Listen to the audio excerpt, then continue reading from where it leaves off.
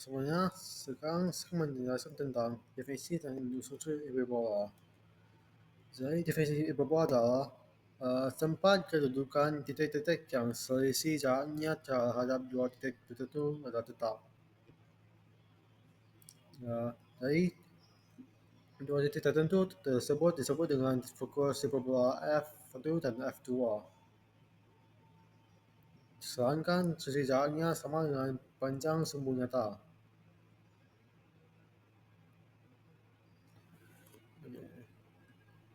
Dua titik jadi sama seperti elips dan parabola. Hiperbola juga memiliki dua jenis, yaitu hiperbola horizontal dan yang vertikal. Jadi pada hiperbola horizontal, uh, pada jenis ini kurvanya terbuka ke arah kiri dan ke arah kanan. Titik fokusnya berada pada sumbu X. Nah ini, ini.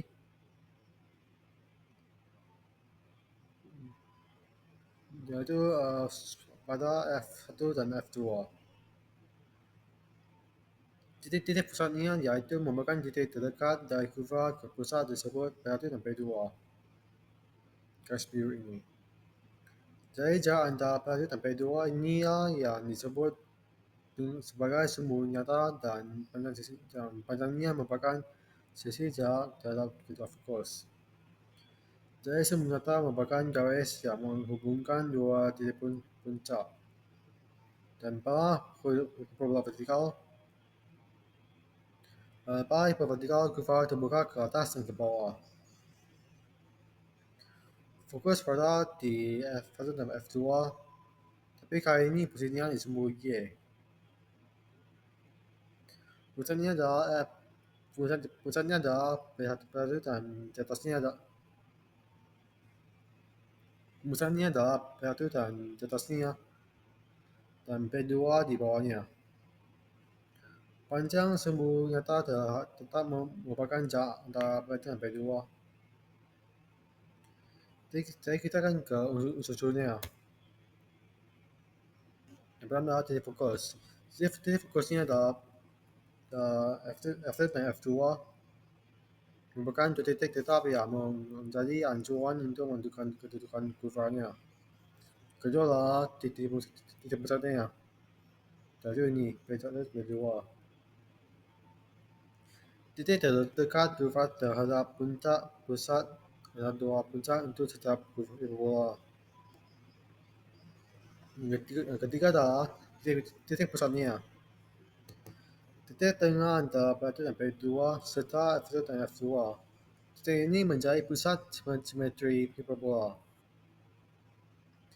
Yang keempat adalah sumbu utama atau sumbu transversal, yaitu sumbu Y.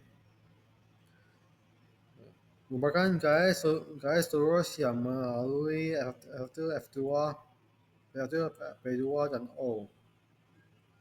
Pada hiperbola horizontal ini saja sumbu Y, sumbu X, yaitu ini. Dan pada hiperbola vertikal sumbunya adalah sumbu Y.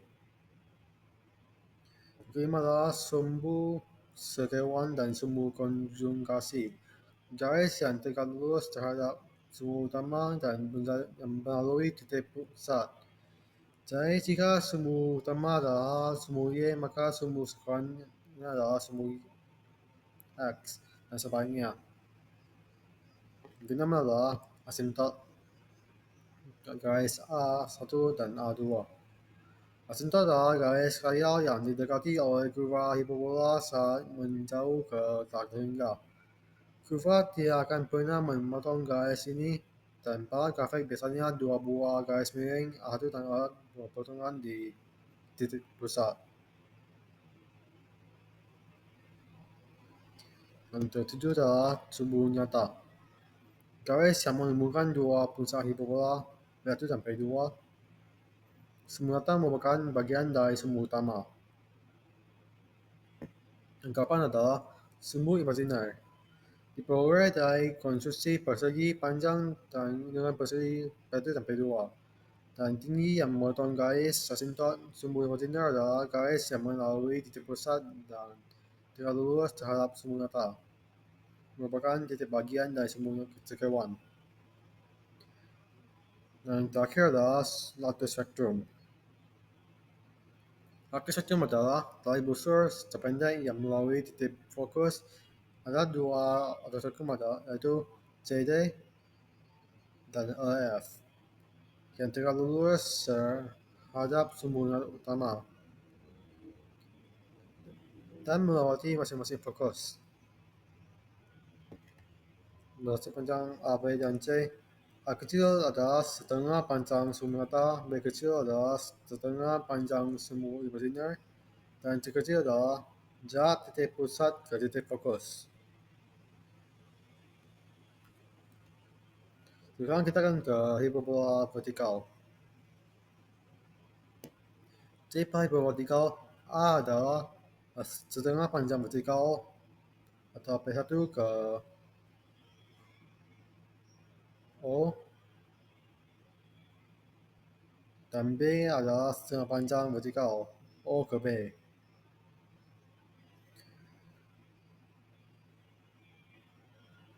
Meskipun A dan B bisa berbeda, hubungan Pythagorasnya tetap sama. C kuadrat sama dengan A kuadrat tambah B kuadrat.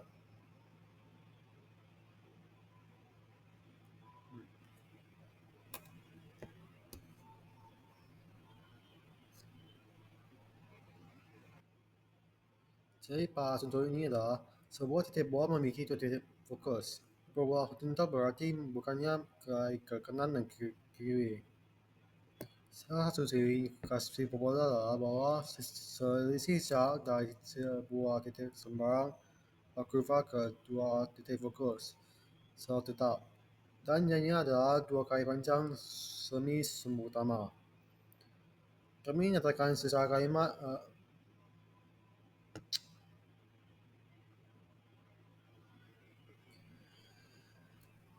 jadi ini adalah contoh soalnya. Sebuah hiperbola memiliki dua titik fokus. Hiperbola horizontal berarti bentuknya membuka ke kanan dan ke kiri.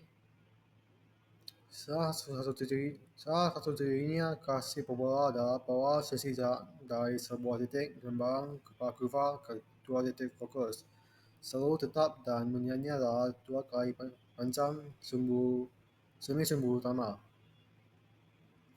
Jadi selisih jarak dari titik P ke titik fokus 1 dan titik fokus kedua adalah 2A. Untuk menghitung jarak antara dua titik, kita akan menggunakan rumus akar dari selisih X kuadrat ditambah selisih Y kuadrat. Titik fokus pertama berada di sebelah kiri dengan koordinat negatif C, 0. Titik fokus kedua di sebelah kanan dengan koordinat C, 0. Dan titik P sembarang adalah di X dan Y.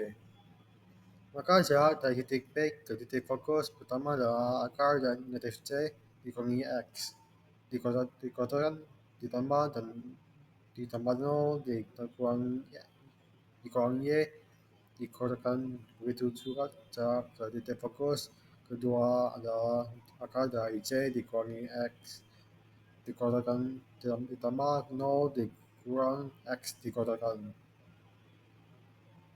Lalu kita susun menjadi akar dari negatif C kurang X kuadrat ditambah 0 kuadrat kurang Y kuadrat dikurangi akar dari C kurang X kuadrat tambah 0 kurang Y kuadrat hasilnya sama dengan 2A. Dan karena akar membuat sulit disamakan, kita dikotakkan kedua sisi agar hilang. Saat kita dikotakkan, akan muncul banyak suku. Di antaranya adalah C kuadrat 2C kali X kuadrat dan Y kuadrat.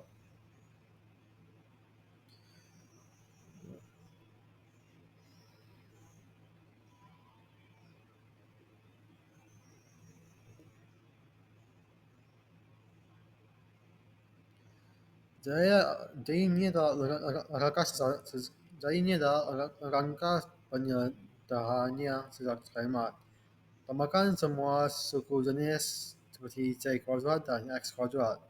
Kurangi atau coret suku yang sama dari kedua sisi jika bisa. Dan pindahkan semua ke satu sisi agar bentuk menjadi bersamaan. Dan faktorkan bila memungkinkan. Lalu ulangi proses ini hingga menjadi bentuk semakin sederhana. Dan akhirnya kita akan mendapatkan bentuk seperti berikut, seperti ini. C kuadrat dikurangi A kuadrat dikali X kuadrat dikurang A kuadrat kali Y kuadrat sama dengan A kuadrat dikali C kuadrat dikurang A kuadrat. Jadi kita harus ingat bahawa dalam hiperbola ada hubungan antara A, B dan C, yaitu C kuadrat sama dengan A kuadrat ditambah B kuadrat. Kita ganti C kuadrat dikurang A kuadrat dengan B kuadrat, maka persamaan menjadi B kuadrat dikali X kuadrat dikurang A kuadrat dikali Y kuadrat sama dengan A kuadrat dikali B kuadrat. Jadi kita bagi seluruh bagian dengan A kuadrat kali B kuadrat. Maka suku pertama B kuadrat X kuadrat dibagi A kuadrat B kuadrat akan menghasilkan X kuadrat per A kuadrat. Dan suku kedua A kuadrat Y kuadrat dibagi A kuadrat B kuadrat menghasilkan Y kuadrat per B kuadrat. Akhirnya kita mendapatkan bentuk X kuadrat per A kuadrat dikurang Y kuadrat per B kuadrat sama dengan 1. Inilah bentuk umum atau bentuk standar dari persamaan hiperbola horizontal yang pusatnya berada di titik asal. Kalau pusat hiperbola tidak berada di titik 0, melainkan di titik D dan beta, maka kita akan ubah X menjadi X dikurangi D dan Y menjadi Y dikurangi beta. Sehingga bentuk lengkap persamaannya adalah X kurang D kuadrat per A kuadrat dikurang Y kuadrat beta kuadrat per B kuadrat sama dengan 1.